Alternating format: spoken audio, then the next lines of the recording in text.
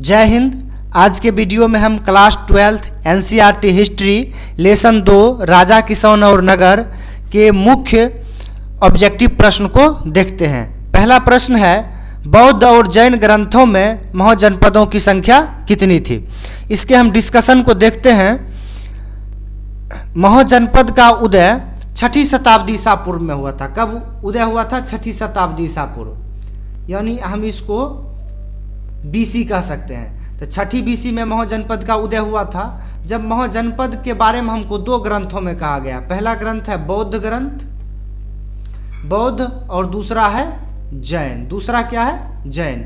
आप लोग क्या करेंगे विद्यार्थी, सुन के मेरे आवाज़ को सुन के लिखेंगे, ठीक ना। यहाँ राइटिंग थोड़ा सही नहीं हो रहा है। तो बौद्ध ग्रंथ था अंगुत्त निकाय। बौद्ध ग्रंथ का क्या नाम था? अंगुत्त निकाय। अंगुत्त निकाय, जिसमें महाजनपद की चर्चा थी। और जैन ग्रंथ था भगवती सूत्र। कौन सा? भगवती सूत्र। भगवती सूत्र, ये 2 ग्रंथ थे। बौद्ध धर्म का अंगुत्त निकाय, जैन धर्म का भगवती सूत्र। इन दोनों ग्रंथों में महाजनपद की चर्चा था, ठीक ना। और इन दोनों ग्रंथों में 16 महाजनपद के बारे में कहा गया। कितने महाजनपद के बारे में? 16 महाजनपद के बारे में। तो इसका सही जवाब हो जाएगा ऑप्शन सी। इसका सही जवाब क्या हो जाएगा? ऑप्शन सी, 16 महाजनपद। इसका सही जवाब हो जाएगा ऑप्शन सी, 16 महाजनपद। चलिए अगले प्रश्न को हम देखते हैं। अगला प्रश्न है, मौर्य साम्राज्य का संस्थापक कौन था। तो देखिए, मौर्य साम्राज्य का हम डिस्कशन कर रहे हैं। तो मौर्य साम्राज्य का संस्थापक था चंद्रगुप्त मौर्य। मौर्य साम्राज्य का संस्थापक कौन था? चंद्रगुप्त मौर्य।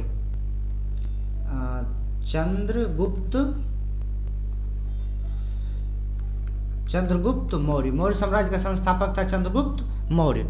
तो देखिए, मौर्य वंश की स्थापना हुई थी 322 से। मौर्य वंश का शासनकाल रहा 185 ईसा पूर्व। कब से कब तक रहा? 322 ईसा पूर्व को हम बीसी कहते हैं, ठीक ना। और ईसा पूर्व के बाद के समय को हम एडी कहते हैं, अन्नो डोमिनी। चलिए 2 नंबर प्रश्न पे आइए। तो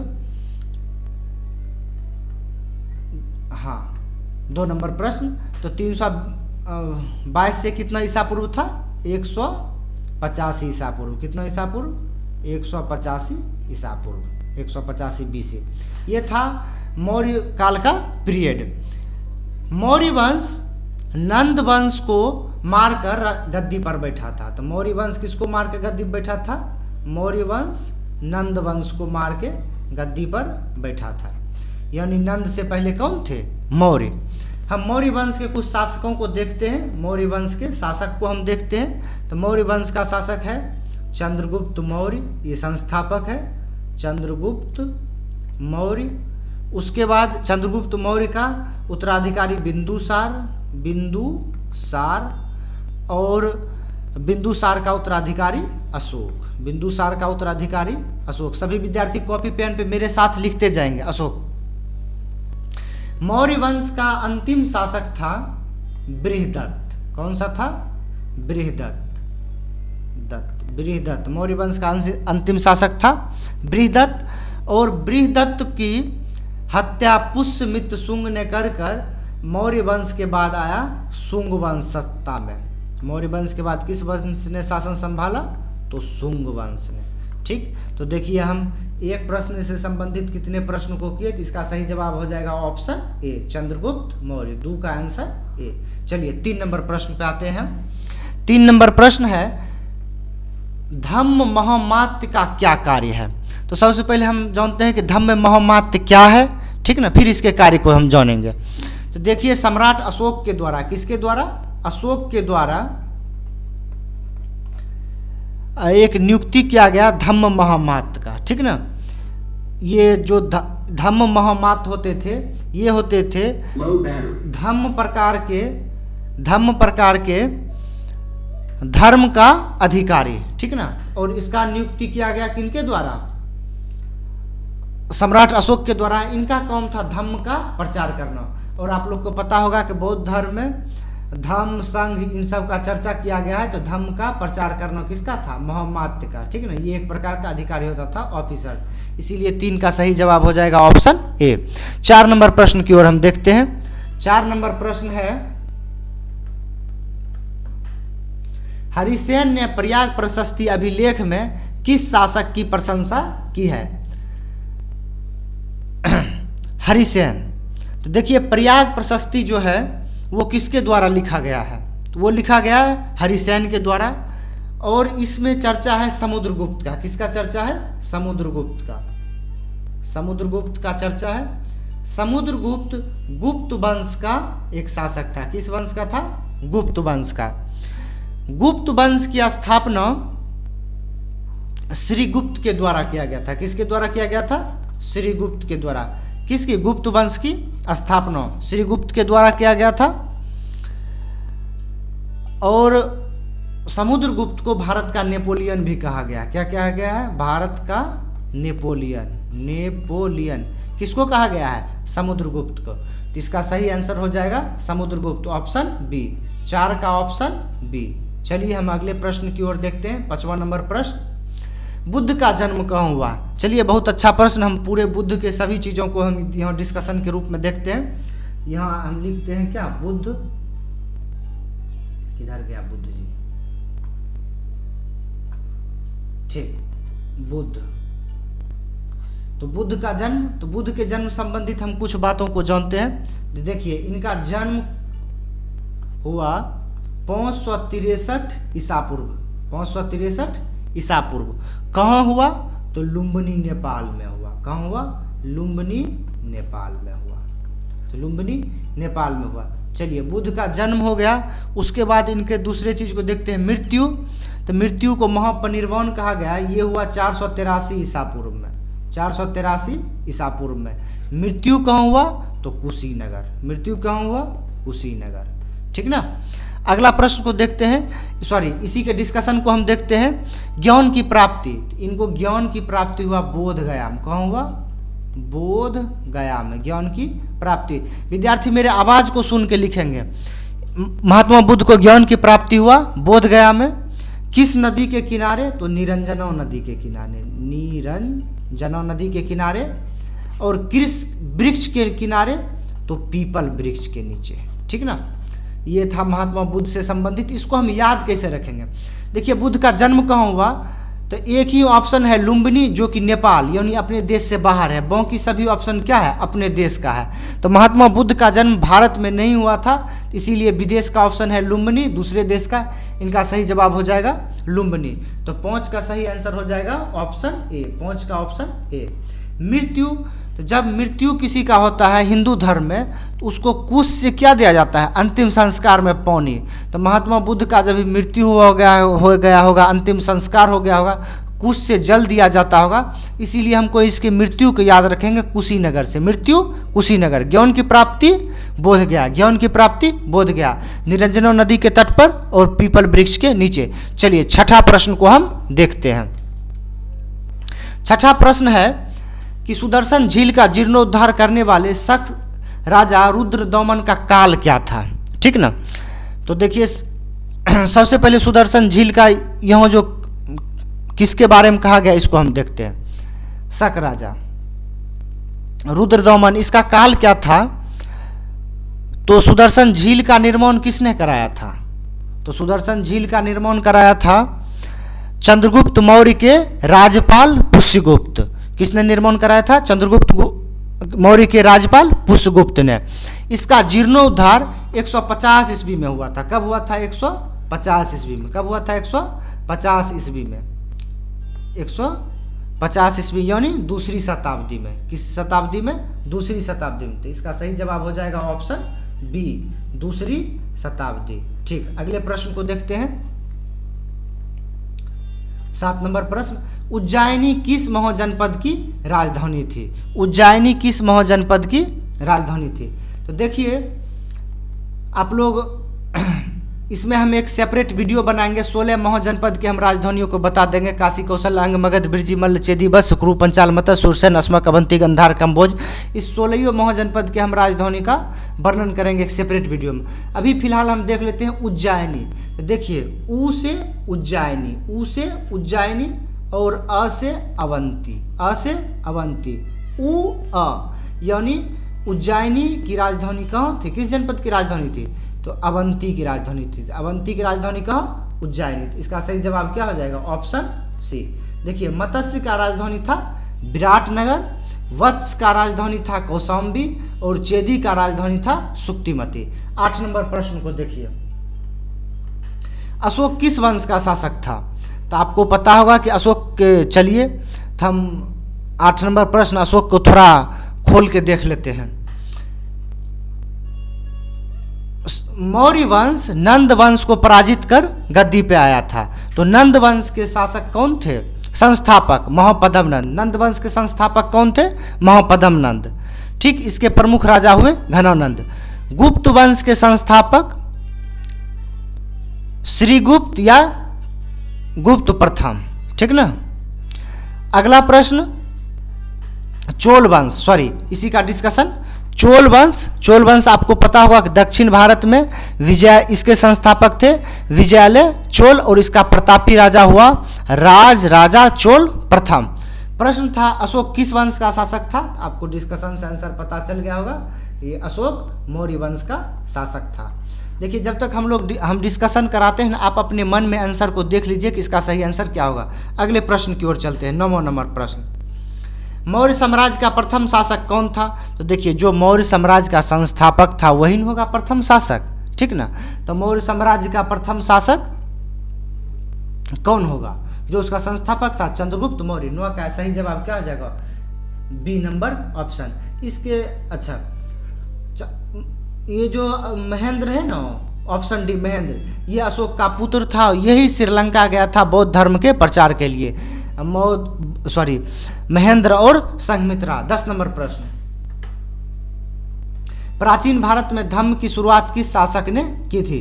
तो प्राचीन भारत में धम्म की शुरुआत हम पिछले प्रश्न में डिस्कशन कर चुके हैं, धम्माधिकारी सब जो था, तो इसकी शुरुआत की थी अशोक ने, ऑप्शन सी। इसका सही आंसर हो जाएगा ऑप्शन सी। ठीक, अगले प्रश्न की ओर चलते हैं। राजतरंगिणी के लेखक कौन है।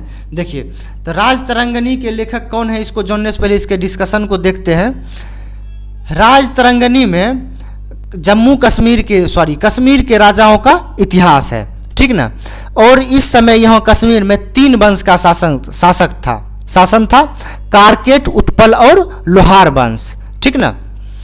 तो राजतरंगिणी कल्हण लिखे थे। कौन लिखे थे, कल्हण। इसका सही जवाब हो जाएगा ऑप्शन डी, कल्हण। राजतरंगिणी के लेखक थे कल्हण। हर्षचरित्र और कादम्बरी, इन सभी के लेखक थे बौन भट्ट। किसके लेखक थे, हर्षचरित्र और कादम्बरी। प्रश्न पूछता है कि हर्षचरित्र किस भाषा में लिखा गया था, तो आप लोग लिखिएगा संस्कृत भाषा में लिखा गया था। पतंजलि पर भी हम चर्चा करेंगे। और विशाख दत्त लिखा है ब्रह्म राक्षस, मुद्रा राक्षस। तो जब हम इसका प्रश्न है सेपरेट, उसमें हम चर्चा करेंगे। 12 नंबर प्रश्न, अंगुत्तर निकाय के अनुसार मौ जनपदों की संख्या कितनी थी, तो अभी डिस्कस किए। 1 नंबर, इसका सही जवाब हो जाएगा ऑप्शन बी, 16। चलिए 13 नंबर प्रश्न पे आइए। मगध साम्राज्य की स्थापना किसने किया। हाँ, ये बहुत इंपॉर्टेंट प्रश्न है। मगध साम्राज्य की स्थापना किसने किया। तो देखिए, मगध साम्राज्य के संस्थापक थे बिंबिसार। कौन थे, बिंबिसार। मगध साम्राज्य के संस्थापक कौन थे, बिंबिसार। चलिए सुन के लिखते जाइए। मगध साम्राज्य के संस्थापक थे बिंबिसार। बिंबिसार ने हर्यक वंश का स्थापना किया। बिंबिसार ने किस वंश का स्थापना किया, हर्यक वंश का। इन्होंने राज्य विस्तार के लिए विवाह नीति चलाया। ठीक ना। यानी कि जो इसके पड़ोसी राजा थे उसके कन्या से विवाह करके अपने राज्य में मिला लेना। और इन्होंने हर्यक वंश की स्थापना 544 ईस्वी में किया। तो इसका विवाह नीति था, इन्होंने पहला विवाह नीति किया लिच्छवी के गणराज्य के साथ। पहला विवाह नीति लिच्छवी के गणराज्य के साथ। लिच्छवी के गणराज्य चेतक, उसकी पुत्री थी चेलना, उससे विवाह किया। अगला विवाह किया कौशल के साथ, उसकी बहन थी, कौशल के राजा थे प्रसेनजीत, उसकी बहन थी महाकौशला, उससे विवाह किया। एक सूत्र से पता चलता है कि इनको 500 पत्नी था। सोचिए कब सोते होंगे। इनको 500 पत्नी था और ये क्या कर लिए कि एक और शादी कर लिए आम्रपाली से। किससे शादी किए, आम्रपाली से। और वो आम्रपाली थी वैश्या। उससे इनको एक पुत्र का प्राप्ति होता है जिसका नाम था जीवक। और ये महात्मा बुद्ध और चंद्र प्रद्योत जैसे व्यक्ति के कार्य में इन्होंने सेवा दिया और उनको ठीक किया था।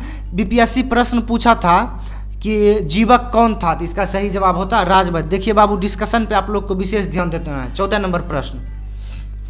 अगला प्रश्न है चंद्रगुप्त मौर्य का शासनकाल क्या था। चंद्रगुप्त मौर्य का शासनकाल, चलिए तो हम इसके सभी ऑप्शन को देखते हैं, ठीक ना। बड़े मजे से इसके हम सभी ऑप्शन को देखते हैं। तो देखिए बाबू, चंद्रगुप्त मौर्य का शासनकाल था 323 ईसा पूर्व से 298। किस ऑप्शन में? Option number D. Option number D. चलिए तो इसका आंसर हो जाएगा ऑप्शन डी। इसके डिस्कशन को देखते हैं। मौर्य वंश का शासनकाल था, पूरे टोटल ऑल ओवर जब हम मौर्य वंश का शासनकाल देखते हैं तो 312 ईसा पूर्व से लेके 185 ईसा पूर्व। ईसा पूर्व को हम बीसी से व्यक्त करते हैं, ठीक। 544 से लेके 412 ईसा पूर्व ये था हर्यक वंश का। किस वंश का? हर्यक वंश का, ठीक ना। और चलिए बता दिए। अब एक और है 344 से लेके 323 ईसा पूर्व, ये था नंद वंश का। किसका शासनकाल था? नंद वंश का। ये जो ऑप्शन नंबर 20 से है, पता नहीं कहाँ से एग्जामिनर उठा के लाए थे। ये सभी बाबू PYQ है, पिछले साल पूछा गया, जो आज तक पूछा गया था वही सब प्रश्न है। अगले प्रश्न को देखिए, 15 नंबर। विक्रमादित्य की उपाधि किस सम्राट ने ग्रहण किया? तो विक्रमादित्य की उपाधि चंद्रगुप्त द्वितीय ने ग्रहण किया। क्यों ग्रहण किया भाई साहब इन्होंने विक्रमादित्य की उपाधि? कि इन्होंने शकों को पराजित किया। किसको पराजित किया? शकों को पराजित किया। शकों को पराजित किया। शकों को पराजित किया, ठीक ना। आप लोग कमेंट में बताइए कि शक वंश के संस्थापक कौन थे। नेक्स्ट प्रश्न,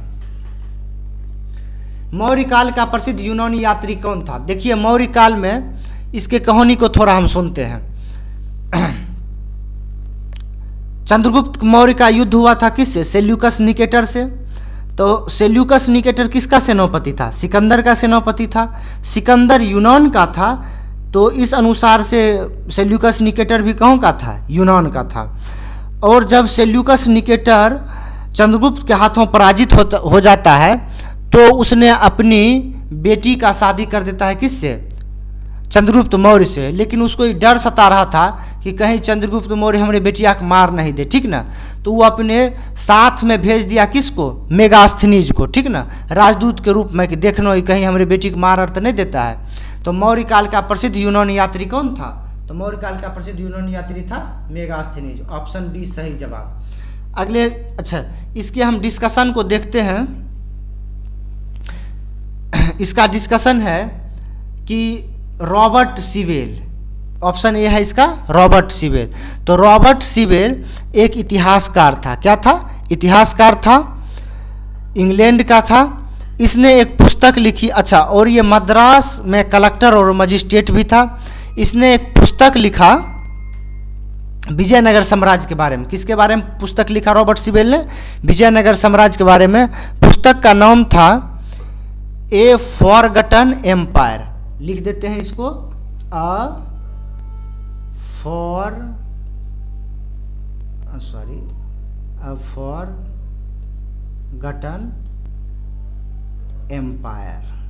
एम्पायर। विजयनगर साम्राज्य के बारे में लिखा था रॉबर्ट सीवेल। बाबू आप लोग डिस्कशन के भी देखिए, किसी को पता नहीं क्या प्रश्न आएगा, ठीक ना। चलिए, अल-बरूनी कौन था? तो अल-बरूनी कौन था? इसका ये था उज्बेकिस्तान ख्वारिज्म का यात्री, ठीक ना। और यह महमूद गजनवी के साथ भारत आया। किसके साथ भारत आया? महमूद गजनवी के साथ भारत आया। अगला ऑप्शन इसी में डी है, फ्रांसवा बर्नियर। तो फ्रांसवा बर्नियर के नाम से पता चलता है चोट्टा फ्रांस का था, ठीक ना। और यह एक डॉक्टर भी था, राजनीतिक भी था। प्रश्न पूछा है फ्रांसवा बर्नियर कौन था, सभी आंसर होगा। चिकित्सक, ठीक ना, राजनीतिक, दार्शनिक और इतिहासकार, ये सभी कौन था? Francois Bernier. नेक्स्ट प्रश्न, 17 नंबर प्रश्न पे आते हैं। समुद्रगुप्त की तुलना किससे किया जाता है? समुद्रगुप्त का तुलना नेपोलियन से किया जाता है। इसका सही आंसर हो जाएगा option B. Option B Napoleon से क्यों किया जाता है?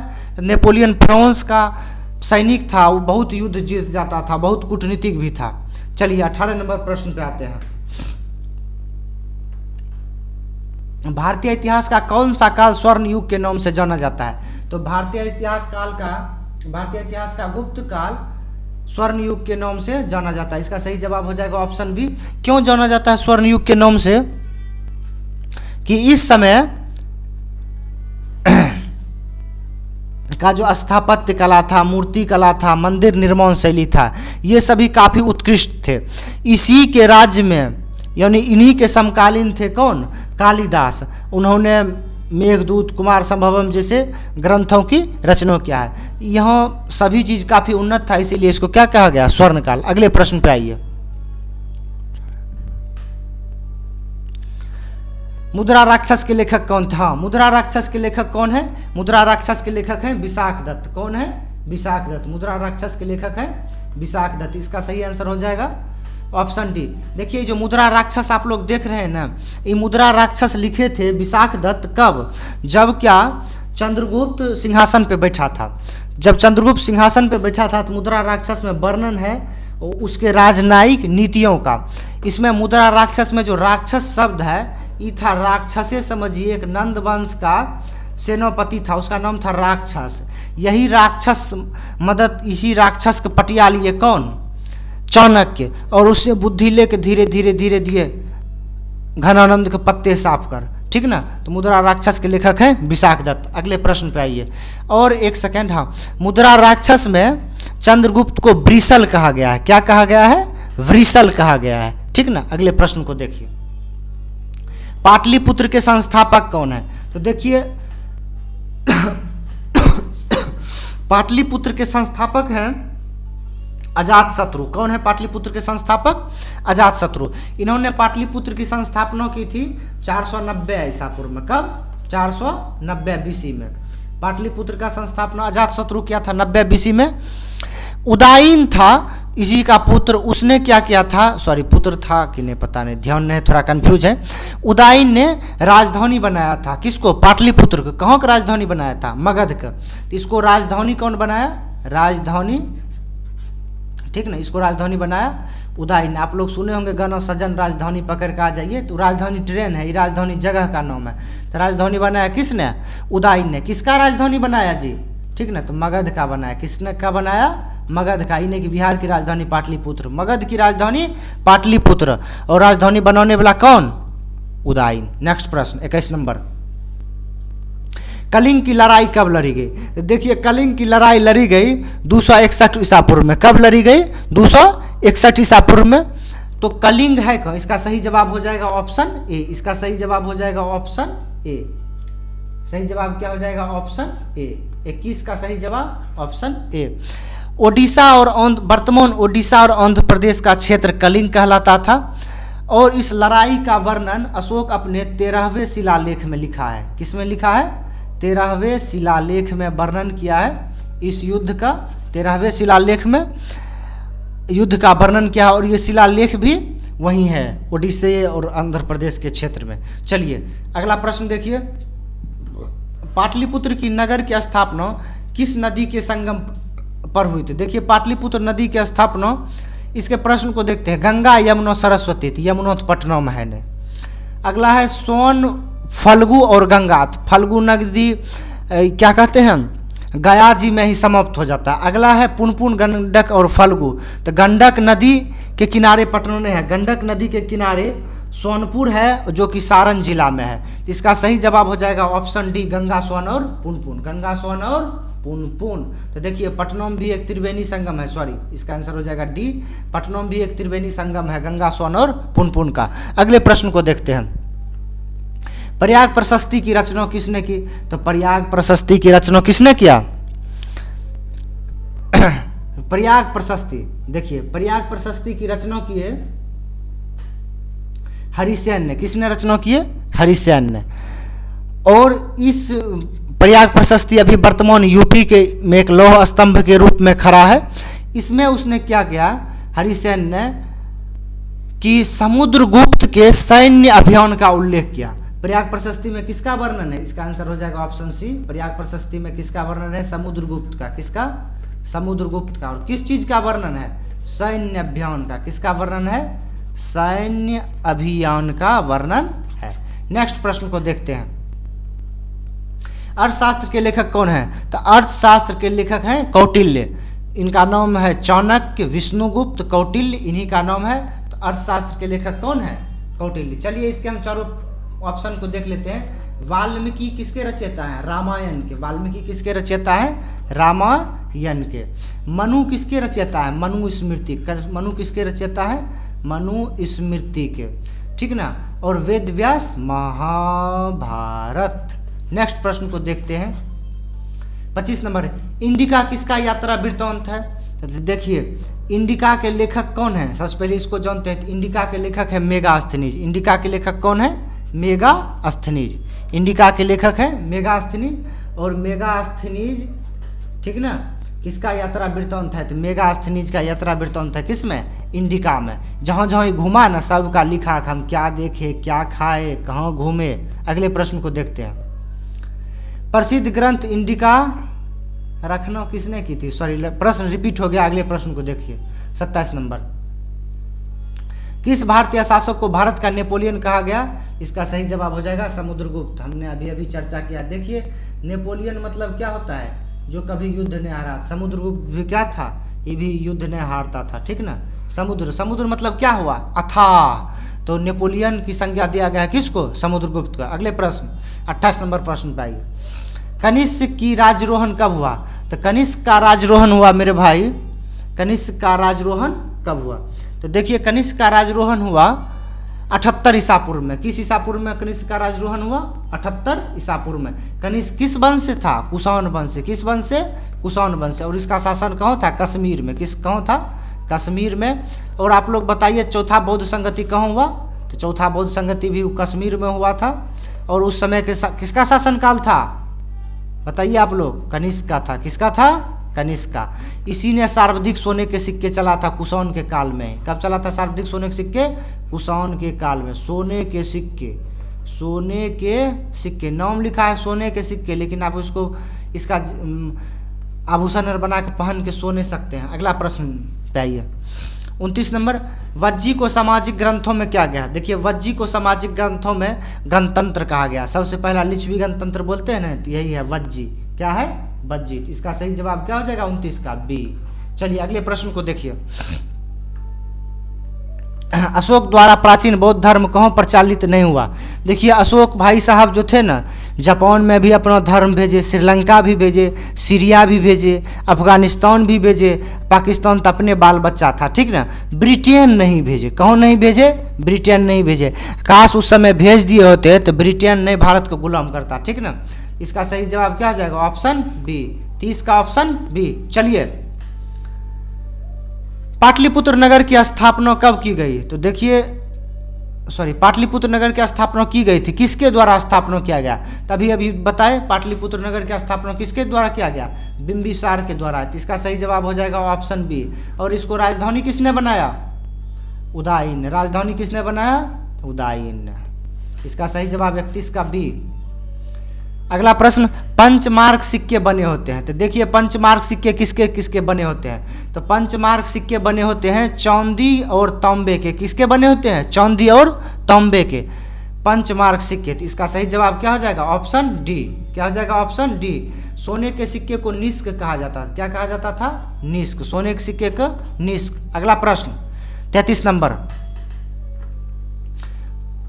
जनपद शब्द का शाब्दिक अर्थ है जहाँ लोग मवेशी रखते हैं, जहाँ लोग अपना घर बनाते हैं, ए और बी दोनों इनमें से कोई नहीं। देखिए जनपद मतलब कहो जहाँ आदमी रहता हो। तो जहाँ आदमी रहेगा तो आदमी का पालतू जानवर क्या होता है? सबसे ज़्यादा पालतू जानवर क्या होता है? कुत्ता। तो जहाँ आदमी रहेगा तो कुत्ता भी पीछे पीछे जाएगा, आगे आगे आदमी, पीछे पीछे कुत्ता, ठीक ना। तो जनपद का शाब्दिक अर्थ होता है जहाँ लोग रहते हैं, जहाँ मवेशी रहते हैं और जहाँ लोग अपना घर बनाते हैं। इसका सही आंसर हो जाएगा ऑप्शन सी। 33 का सही आंसर ऑप्शन सी। नेक्स्ट प्रश्न निकालिए। चलिए 16 महाजनपदों में सबसे शक्तिशाली महाजनपद कौन था? सबसे शक्तिशाली महाजनपद कौन था? मगध। कौन था? मगध। मगध की राजधानी आप लोग कमेंट में बताएं, एकदम हल्का पूछा, अभी तुरंत डिस्कशन बना है, बताएं। चलिए 35 नंबर, धम्म महापात्रों को नियुक्त किसने किया? इसका डिस्कशन हम कर चुके हैं। धम्म महापात्रों को नियुक्ति करते थे हमारे अशोक भाई साहब, ठीक ना। इसका सही जवाब हो जाएगा ऑप्शन सी। 36 नंबर प्रश्न, अर्थशास्त्र और इंडिका से किस राजवंश के विषय में जानकारी मिलती है? अर्थशास्त्र और इंडिका से, देखिए अर्थशास्त्र लिखे हैं चाणक्य। चाणक्य किसके समकालीन थे? तो चंद्रगुप्त मौर्य के। और इंडिका भी लिखा गया है, कौन लिखा है? मेगास्थनीज। तो मेगास्थनीज किसके समकालीन था? चंद्रगुप्त मौर्य के। तो किस वंश से मिलता है इस सब का जानकारी? मौर्य वंश से। तो इसका सही जवाब हो जाएगा 36 का ऑप्शन ए, मौर्य वंश। मौर्य वंश। अगले प्रश्न को देखते हैं, 37 नंबर प्रश्न। 37 नंबर प्रश्न निकालिए। मौर्यकालीन टकसाल का प्रधान कौन था? देखिए टकसाल का प्रधान, टकसाल मतलब कहो जहाँ रुपया पैसा रखा जाता है। जैसे हम लोग के घर में होता है ना अलमारी, जहाँ माल पत्तर यानी रुपया पैसा रखा होता है, तो वहीं मौर्यकालीन में जो टकसाल होता था, जहाँ रुपया पैसा रखाता था, उसको क्या कहा जाता था? तो देखिए कोषाध्यक्ष, क्या वर्तमान समय में भी जो पैसा रखा जाता है उसको क्या कहते हैं? कोषाध्यक्ष। जो पैसा संभाल कर रखता है घर के मैडम सब, उसको कहते हैं मुद्रा अध्यक्ष, यानी मुद्रा रखने वाली। अगला है पाण्याध्यक्ष और चौथा है लक्षणाध्यक्ष, ठीक ना। तो इसका सही जवाब क्या हो जाएगा? इसका सही जवाब आप लोग कमेंट में बताइएगा, ठीक ना।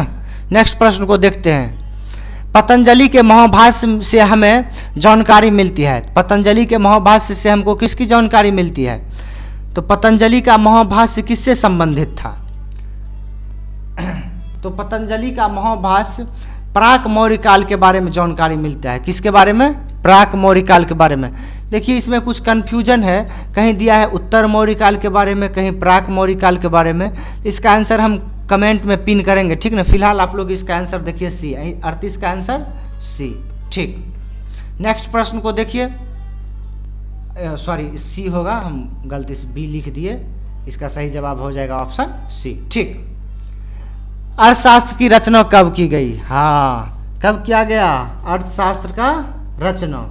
तो देखिए अर्थशास्त्र की रचना के बारे में जानकारी दे रखा है कि अर्थशास्त्र की रचना 6ठी शताब्दी ईसा पूर्व, 5वीं शताब्दी ईसा पूर्व, 4थी शताब्दी ईसा पूर्व, 3री शताब्दी ईसा पूर्व। तो इसका सही जवाब हो जाएगा 4थी शताब्दी ईसा पूर्व, ऑप्शन सी। क्या हो जाएगा इसका सही जवाब? ऑप्शन सी, 4थी शताब्दी ईसा पूर्व। अगले प्रश्न देखते हैं, 40 नंबर।